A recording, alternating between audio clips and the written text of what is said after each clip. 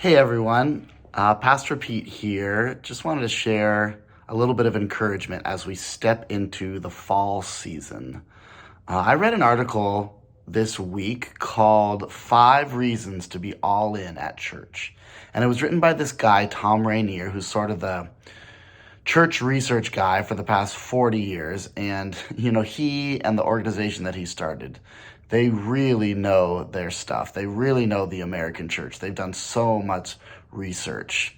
And what they're saying right now is even though a lot of churches have been through a pruning process the last couple of years, a lot of churches are smaller than they used to be. The core of the church is strong, stronger than ever. And I've seen that at Park Lane as well. Just a couple of examples. We had these summer Sunday night house churches, and people joined together. They had a meal, they discussed the scriptures, they prayed for each other. It was so great. We learned how to be more faithful disciples of Jesus in this time and place. And, I'm really hoping we'll do it again. And second, second sign that we're in a good place is that even though our worship attendance is lower than it's been, our giving is right on budget or above the budget, even in the summer. That is so amazing. Thank you guys, for your faithful giving to God and his mission through our church through this year. That just helps us in so many ways. It allows us to do ministry. It allows us to share with people in need who come by the church all the time. It allows us to have a youth pastor that's doing a wonderful job serving the students in our church and our community. It's just awesome. Thank you so much. But as we ramp up for the fall and starting with our launch on September 11th, our fall launch, I really want to encourage you, be all in. Be all in with your church, not just for your own benefit or for your own faith walk, but for the glory of your Lord and for the rest of us here. This is what Tom Rainier says in this article. He says, first of all, church commitment is biblical.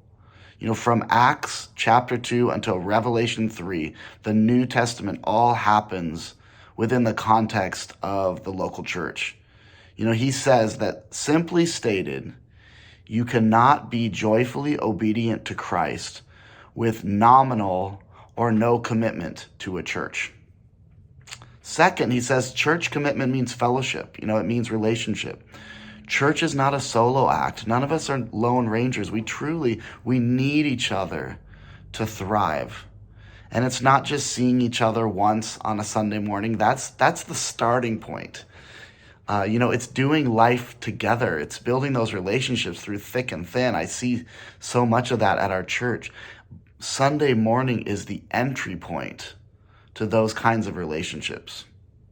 Third, commitment to a church provides a pathway to deeply study the scriptures.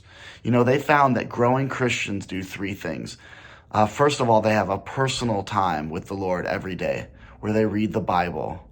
Second, they're in a small group where they discuss the scriptures and what they mean for our life today. And third, they faithfully come to church to hear the word preached. If you want to grow in your relationship with Christ, just go and do likewise.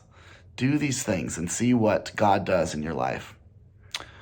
Fourth, the article says that if we want to obey the Great Commission, if we want to make disciples, we need the church. We do this together. We were just talking about this last night in our house churches. We need that encouragement and that challenge to share our faith with all that God is, bringing home to himself. We need each other to do that. And last, commitment to church is good for your family and for your marriage. All the research shows that. A healthy church like Park Lane, it has a huge benefit for your marriage and for your children. He closes the article with this simple statement. The most joyful and selfless people we know are Christians who are committed to their local church. And I have certainly found that to be so true at Park Lane. Such amazing people who inspire me daily to walk with Jesus Christ.